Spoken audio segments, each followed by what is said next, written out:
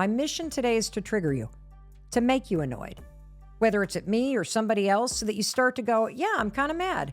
I'm mad that I'm not doing the thing that I need to be doing. I'm mad at myself for sitting around. I'm mad at myself for being scared about what everybody's going to think instead of doing the thing I need to do. Or I'm mad that I am holding myself back, that I know I am meant to play a bigger game, but I refuse to get out of this box and actually take the damn risk to do it.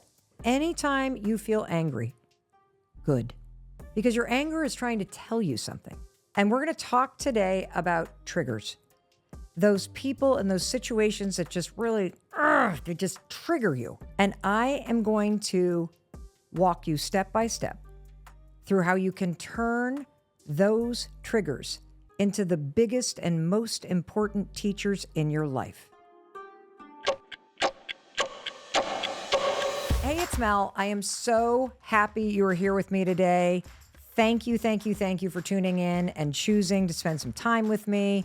I also think it's super cool that you're listening to something that could change your life. And by the way, today's conversation, there is no doubt this will change your life. I am showing up with some kind of attitude and energy, and I am in the Boston studios, and there is some sort of just gale force wind that is going outside. So you might hear the swirl in my voice, or you might hear it outside, but boy, oh boy, do I have something to share with you. And I'm going to kick off today by telling you a story. So the other day, I was talking with a friend of mine, and I'm just going to call my friend by the name Molly. Molly has an interior design business, and just to set the table, she's extremely talented. I mean, Molly has been doing the interior design thing for years. She has employees. She has a bunch of jobs that she's always working on. And the last couple times that she and I have connected, she would always ask me for advice about social media. And she would be asking me questions like, hey, Mel, how can I get myself out there? If you were starting where I'm starting, what would you be doing? I know I need to be doing more in the social media and the marketing space and the digital marketing for my business, but I don't know where to start. And I would always give her all kinds of things that she could do. I would talk about courses she could take. I would talk about the fact that she could just dip her toe in the water and start posting every day to kind of get used to it. She could start on Pinterest. I've referred her to accounts to follow. And I know that this is something that a lot of people struggle with, how to put yourself out there on social media, because it's a little overwhelming. So the other day, Molly calls me and we're chatting away. And when she calls me, I could tell something was off. You know how when a friend of yours just sounds, blah? And when I asked her, Molly, what's wrong? I mean, you don't sound like yourself. Is everything okay with the kids? She said, yeah, the kids are fine. I'm not.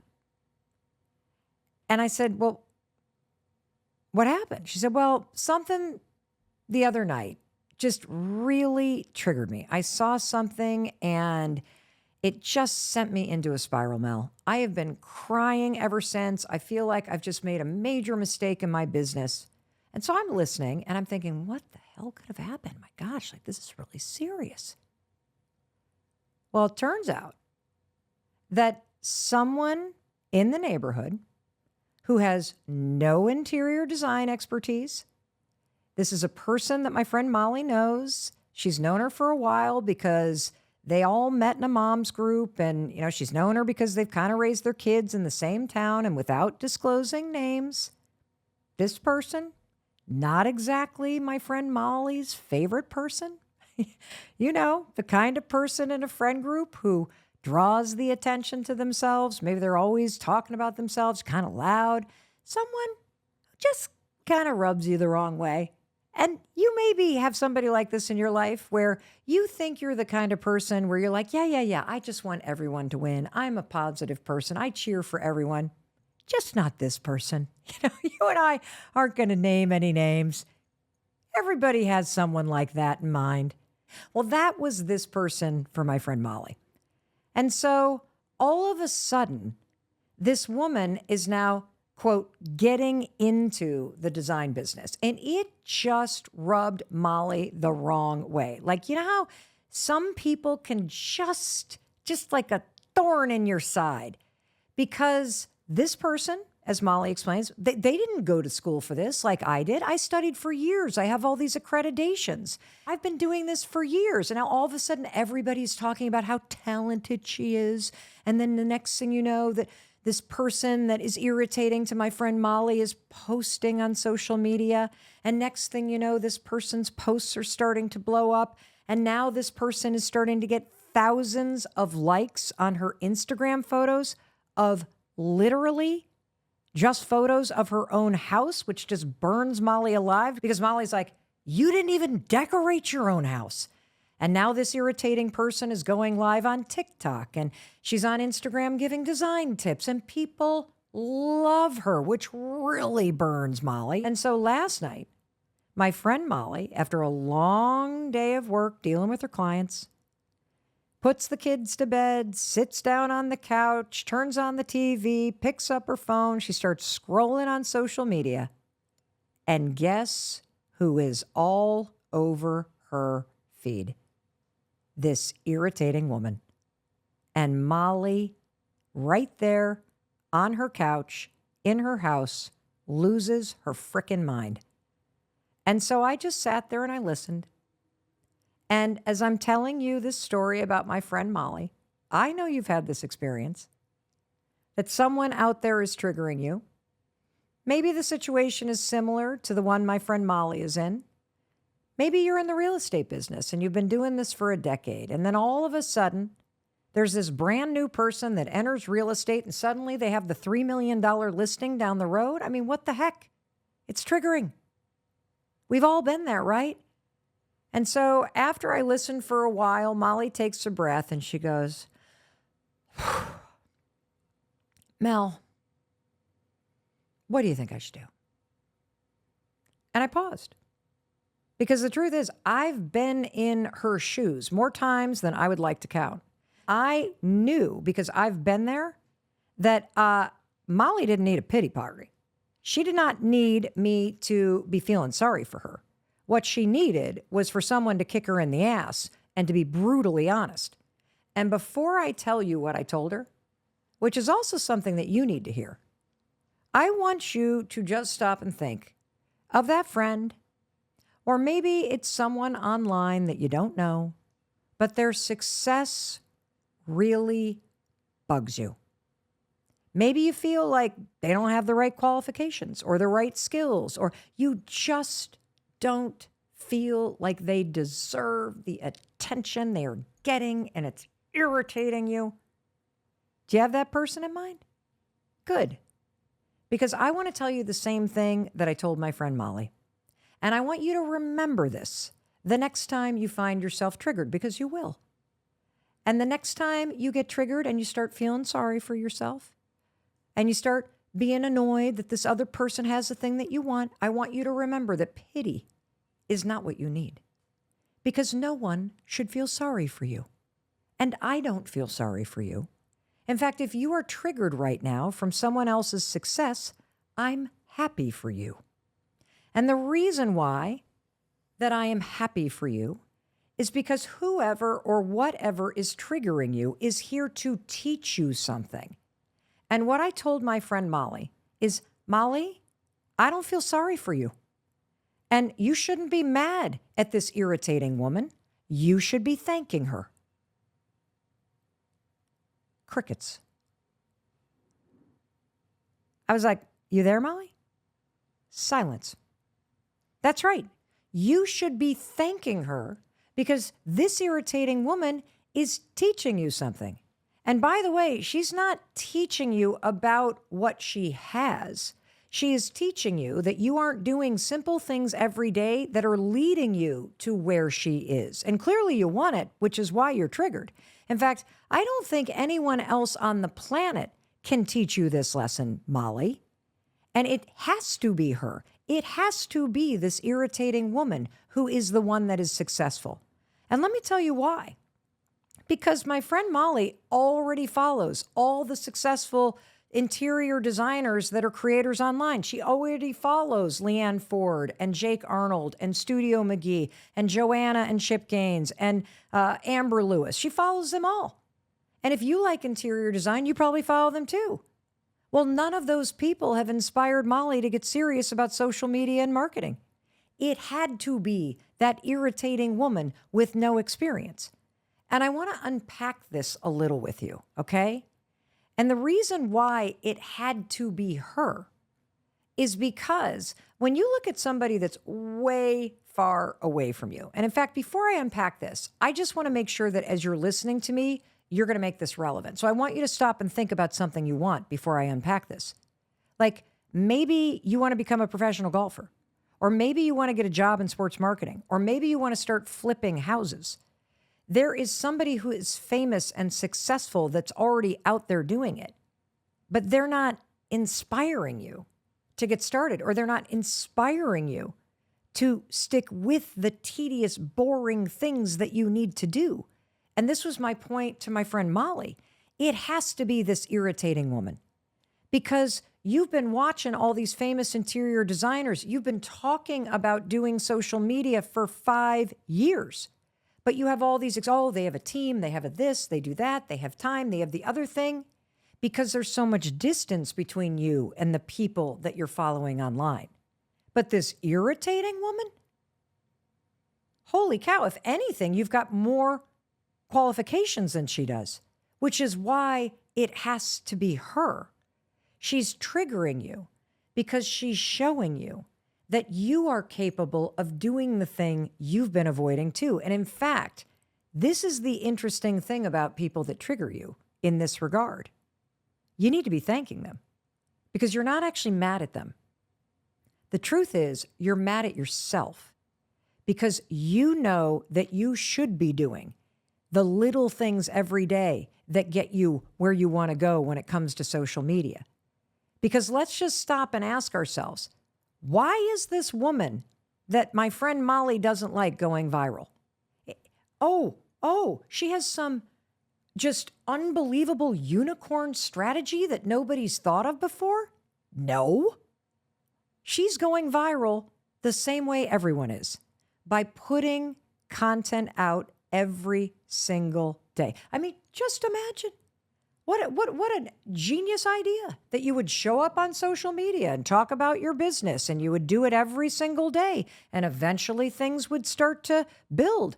Imagine that. Imagine that you could hire someone to help you do this. Imagine that you could take one less client in your interior design business and then spend the time doing the thing that you're avoiding. And here's what I love about this story. Your triggers are your greatest teachers, not because they show you what you need to be doing. They do that all right, but because they galvanize your anger. And you're not angry at them. And that's where I think we miss the incredible teaching here. You're angry at yourself for not doing what you need to be doing. So whoever it is that's triggering you, number one, it had to be them. Because no one else has come along that is waking you up. And I also want to be clear about something. You don't have to be happy for their success. In fact, I do not want you to be fake about it. Molly shouldn't go to this woman's post and start liking it and being like, you go, because she doesn't mean that. She's got to take the lesson and galvanize the anger and get herself moving. And today we're going to be talking about getting real. And we're going to talk about the real power that your triggers have and how they can push you forward. And in fact, I'm one of them because part of my success is that I keep showing up. And today I am going to teach you that a critical part of your success is being on the lookout for 3 different types of triggers that are going to show up in your life. And Molly just taught you one of those triggers. Trigger number 1 is when the irritating person in your life gets what you want. And to just kind of unpack this a little bit more, 90% of the time, when there is an irritating person that has what you want, it's because they are showing up every day and they're putting in what I call the reps. That's what you do at the gym. You just put in the reps and then the muscle builds over time. And yeah, I will acknowledge that there's probably 10% of the people that are triggering and irritating that just showed up. The trust fund babies, like half the influencers in their 20s on social media these days, where the grandparents did the work and now they're living off the money from the grandparents and they're posting all these fancy photos traveling around the world. That's not who I'm talking about. I'm talking about the 90% of the time when someone irritating is triggering you because they have something that you want and you don't like that it's them, but what they're there to show you and what you're probably not seeing is all the little things that they've been chipping away at, the boring, the hard stuff, the things they've been doing in the dark while you weren't watching over and over and over and over again. And you know what you're angry about? You're angry at yourself because you didn't start doing it 10 years ago. You're angry that you keep making excuses. You're angry that you didn't turn it into a project and prioritize it. And so you needed to learn from them that this matters. And what I'm here to do is to help you recognize that when it happens, that this type of trigger is, number one, natural and normal. But number two, it's a gift. It's a very painful gift. You can imagine it's like handed to you in this disgusting, sticky, gross paper, and you got to tear through it. And what you're going to find inside when you really unwrap this gift is you're going to find fuel to motivate yourself. What kind of fuel? Anger. Anger is a very important motivator, and you need to use it. And so let me just focus on my friend Molly for a minute, because she's been talking about jumping into social media marketing for 5 freaking years. Just like you've been talking about writing that book or starting that YouTube channel. Talk is cheap. You know you need to do something. And you also know, because you listen to this podcast, that thinking about something is not the same thing as doing it. And inspiration is not enough to get you motivated to do something. So inspiration is cheap. And as I've already explained to you, one of the reasons why it can be really demoralizing to stare at so many people that are successful ahead of you is because you're present to the gap. I mean, why do you think it took me so long to start this podcast? Because I saw all these incredible, successful people in front of me, and I felt like I'm never going to get there. So as much as it is inspiring to see that it's possible to get something done, it is inspiring to see that that's where I want to head. You can't stay there because all you see is the gap. And that's going to be hard to keep yourself motivated to try to close. And that's why anger is really important, because it's a very different emotion. That's why your triggers are your teachers. That's why that person on social media, or the irritating one in the moms group, or all of a sudden, Aaron down the hall, all of a sudden he's quitting his job and he's working full time at a custom boat business that he's been working on in the dark while you've been busy running spreadsheets. That's why it triggers you, because the people you know that do it, you know you can't make excuses for why you haven't. You can't make up an irritating story for the person who's sitting next to you at work who now just quit because they've been building a business on their weekends while you've been doing something else, because you know there's no superpower, there's no trust fund, there's no upper hand. They just started doing it. And that's why it had to be them. That's why that irritating person is your teacher, because you're confronted that your excuses are just excuses, that it is possible. And you're also going to come to learn that it's normal to be upset. Totally, perfectly normal. But if you're serious about being successful, you have no time and you do not have the right to be upset if you have not been doing the tedious, boring stuff that leads you to the thing that you want. And so that is trigger number 1. Really important, really painful. It's going to happen a lot in your life. So get ready for it, welcome it, learn how to use it. The second type of trigger, holy smokes. This one was a doozy for me. And this was a extremely painful experience. And it's about being in a situation where you have no idea what you're doing. All right, so there's a difference between imposter syndrome and literally having no idea what you're doing. And that's what this story is about. So I'm going to try to make a long story short, but I once talked myself into a job that I had no idea how to do. Even in telling you this story, I'm sitting here so embarrassed by this. But I had left the practice of law back in 1999 and jumped into the first .com startup boom here in Boston. And I had this extraordinary experience working for a startup here in Boston, number 4 person in the door. I had a front row seat to building a company that was in the content space. We put up all kinds of online tests. It was absolutely amazing.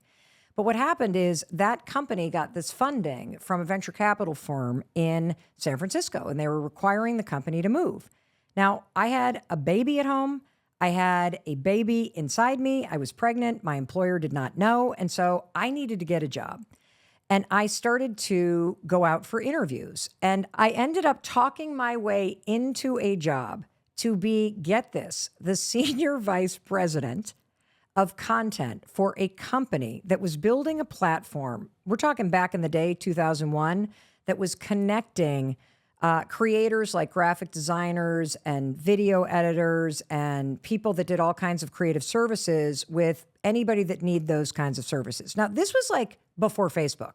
And so they were building this marketplace online, and I was all excited. And the reason why I got the job is because I could talk a big game, because I had had a front row seat to watching this incredible startup get built. But here's the thing. I didn't do any of the things that I could talk about. So I could talk about what I had seen, but I couldn't actually execute it. And so I land this job. I get a great salary. I'm all excited. We're in a beautiful startup space, and it's like full of engineers. And I show up for my first day, and I realize as I'm sitting there, I don't have a clue what I'm freaking doing. Not a clue. And I didn't say anything. I sat there. I went to that job every single day. I'm laughing. For 6 months. And I sat there at my desk and I typed my little emails and I pretended to look busy because I didn't have a clue what the hell I was doing.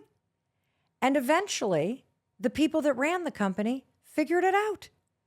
And one day, sure enough, every day I would go in there. It was so triggering because I knew it's not just that I felt like a fraud. I knew I was so out over the tips of my skis. I knew I had no idea what was going on. And talk about being a dummy.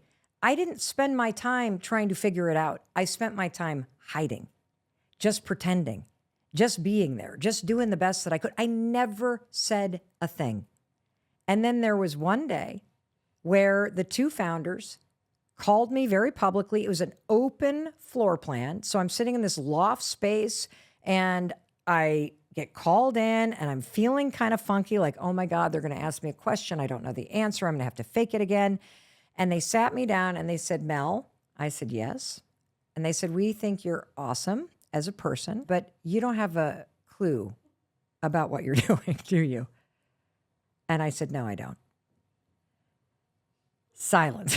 I mean, complete, just, you want to talk about being triggered?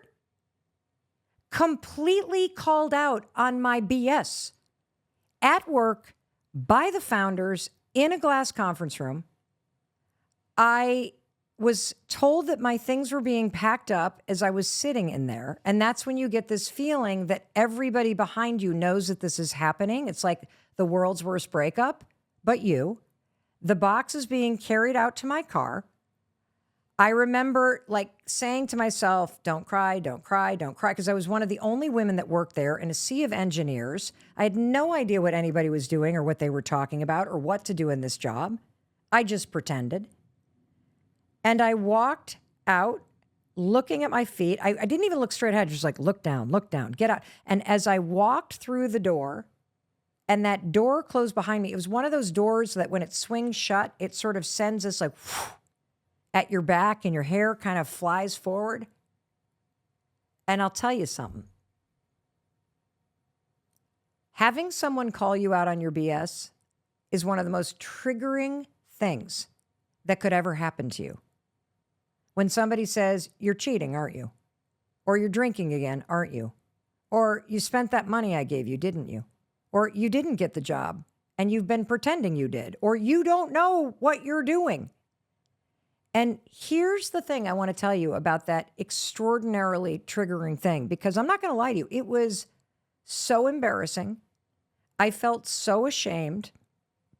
I felt mortified. I was mad at myself. I was mad at myself, not just for lying about my capability, but then pretending for so long. But I was also mad that while I was sitting there, I didn't do anything to actually learn any skills. I didn't do anything to try to ask for help.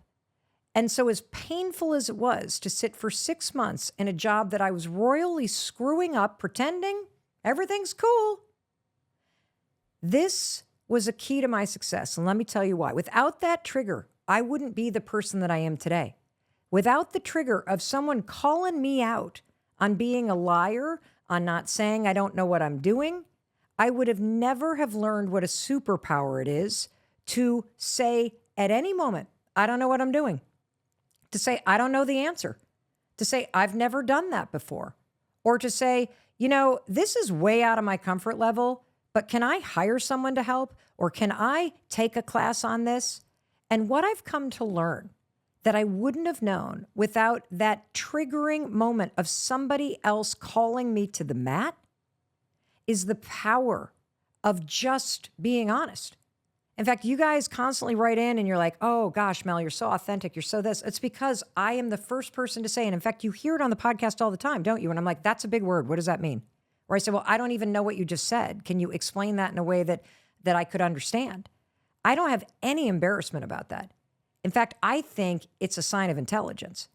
And it also, based on the research, get this, when somebody says, I don't know, it creates tremendous trust. Because when somebody tells you they don't know, you go, oh, I can trust this person to tell me when they don't know. And that is a massive teacher in my life. I have zero fear about not knowing something. I have zero fear about asking for help. I have zero fear about telling somebody that I need support in something. And that has led to me taking major risks. That's led to me being honest. It's led to me solving problems faster. And it will lead to the same thing for you. So wherever it is that you're hiding out, someone's coming. Someone's coming. Someone's coming, and it's going to be painful. So you might as well learn this lesson from me today and start speaking up. So let's talk about the third type of trigger.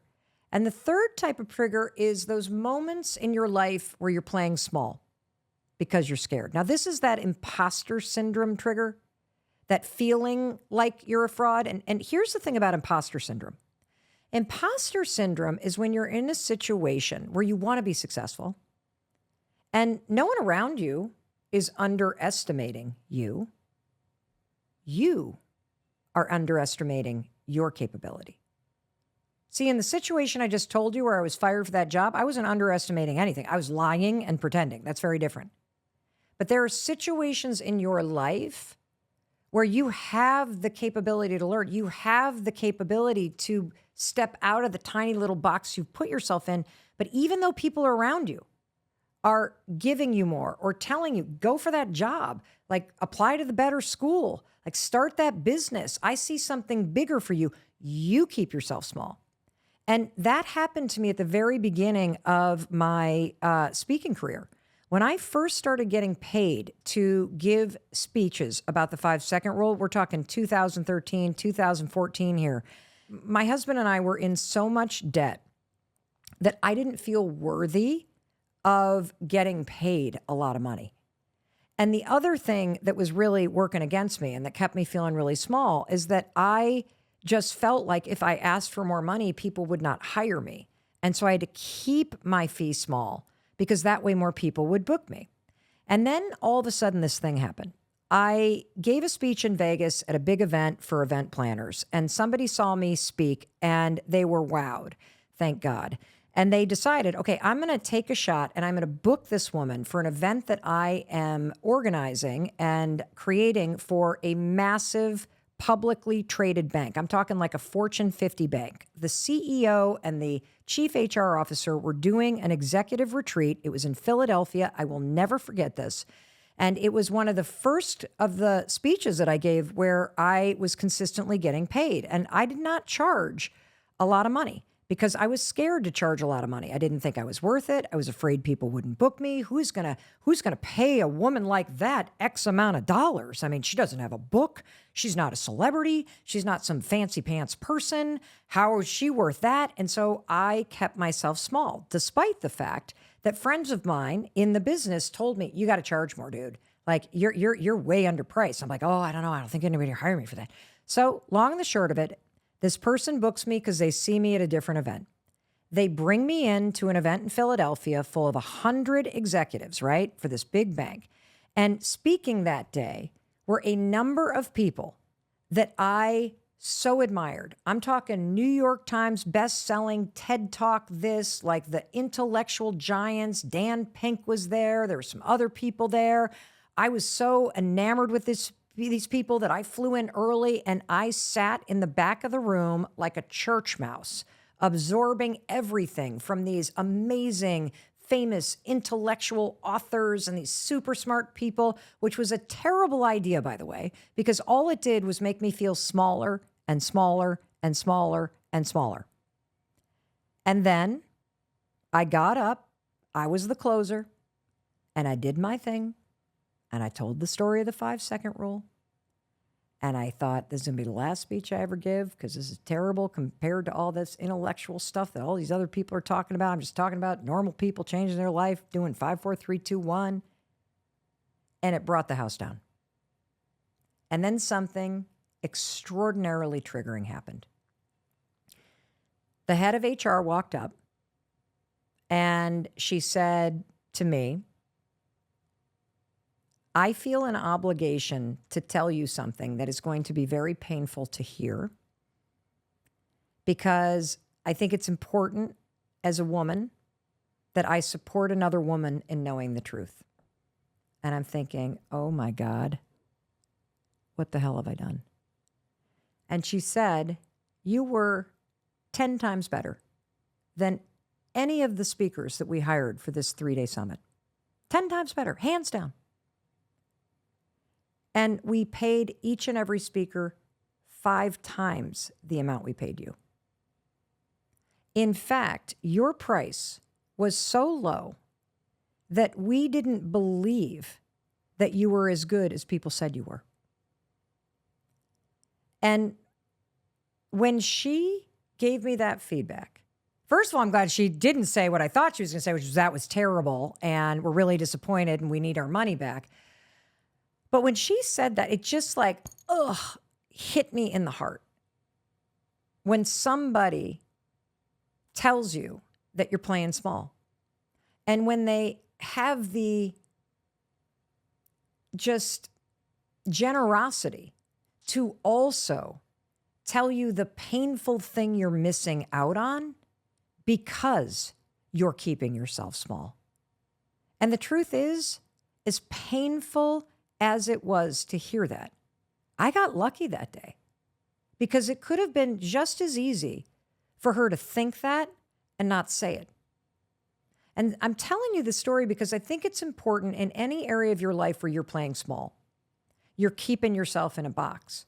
Maybe you're not posting your music online.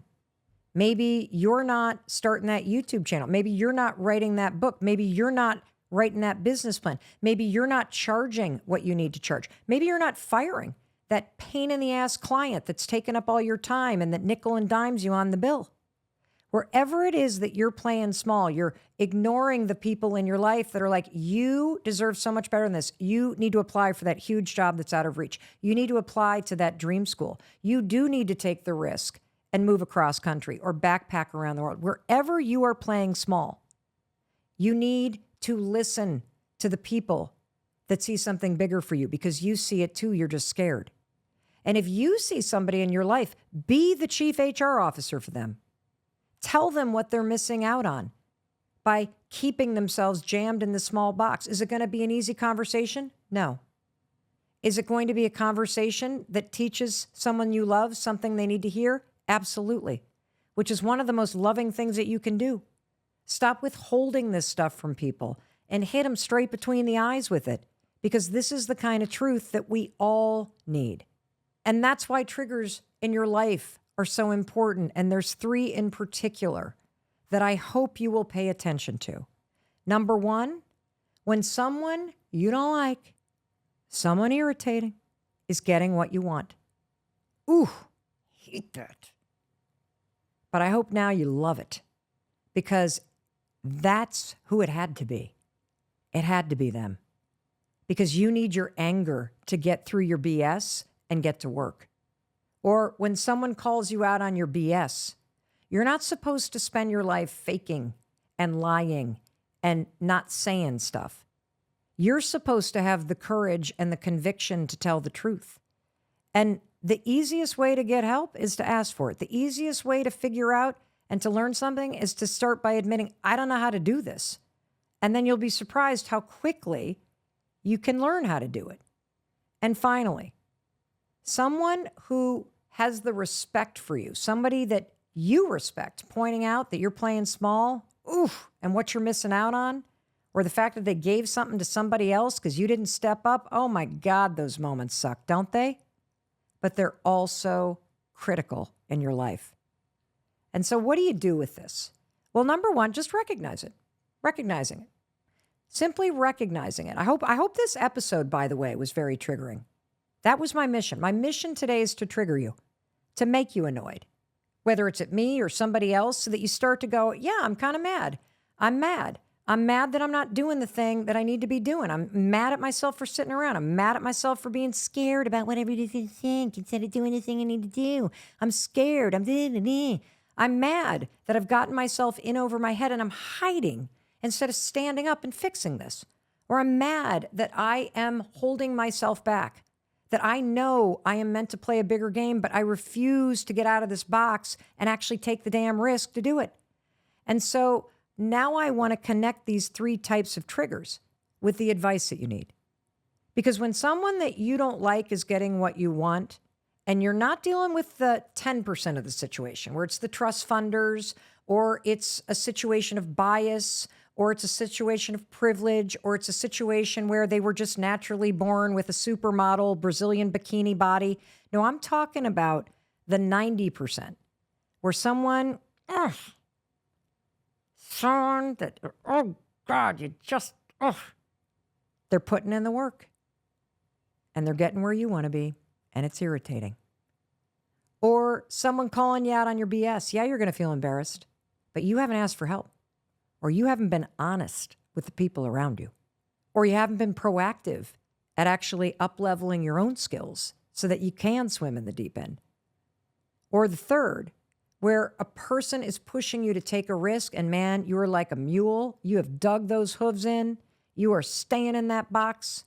I want you to apply to the better school. Go for the bigger job. Do not keep yourself small. I want you to welcome these triggers, because they are the greatest teachers ever. Feeling embarrassed, being over your head, getting angry. Because the thing about triggers, the more you avoid doing something that you know you need to be doing, the bigger the trigger is going to get. See, I find in my life, the more stubborn I get, life doesn't just disappear. Life shows up with a bigger sledgehammer. And so step 1 is just identify, oh, here I am, I'm triggered. Mel said this is good news.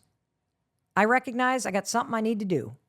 And here's step 2. You want the formula? Play the 100-day rule. That's it. Play the 100-day rule. That's all you got to do. You want to grow your social media following? Post for 100 days. You want to write a killer song? Write song lyrics 100 days in a row. Write crappy songs, 100 songs, 100 days in a row. You want to publish a book? Every single day for 100 days, you better be writing. You want to get better at a 3-point shot? 100 days, basketball court, 15 minutes, hitting the 3-point shot. That's how you do it, because that's where the work is done. And here's the other thing I want you to do. Anytime you feel angry, good. Anger gets a bad reputation, but getting really angry at yourself, it can be really important if you know what to do with it, because your anger is trying to tell you something. So if you're sitting there and now you're like really annoyed, good. I'm your trigger. Because that's exactly what this episode has been designed to do. Wherever you are in a situation where you know what you should be doing and you're not doing it, stop looking at all the people ahead of you. They're not going to get you to do it. It's the one person that is near you that's annoying you. They have to be the one. Anger is the shot in the ass that you need. The trigger is just the universe shaking you.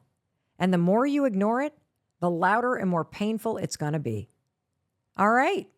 Funny. It stopped raining outside. I guess that means my work here is done. Oh, no, it isn't. One more thing. Recognizing the trigger is the hardest part. But it is the first step. And if you can stop yourself from just swirling and you recognize that the universe has handed you a teacher, holy cow, you're going to be unstoppable.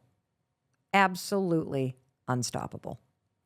And in case no one else tells you, I wanted to be sure to tell you that I love you, I believe in you, and I believe in your ability to create a better life, to learn social media, to not be bothered by what that irritating person is doing, and to show up every day and put your head down and just do the hard, annoying thing, because that is what is going to lead to all the success that you deserve. Talk to you in a few days. And for you sitting here watching with me on YouTube, I just want to say, please share this with somebody. Don't just sit and watch. Please do something. And take a minute and subscribe to this channel, because it's really a way that you can support me in bringing you new videos every single day. And I'm sure you're looking for something really inspiring to watch, to really move you. So I want you to check out this video next.